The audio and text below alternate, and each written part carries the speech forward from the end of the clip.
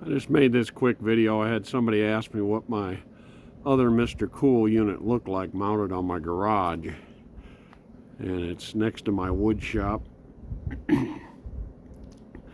And it's just wall mounted with brackets, and it's got the single unit on the inside.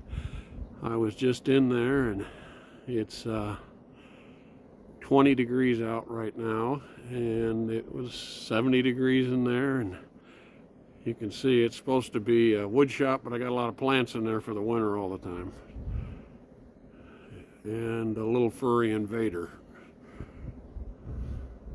Thanks for looking, but yeah, we're really, really happy with them.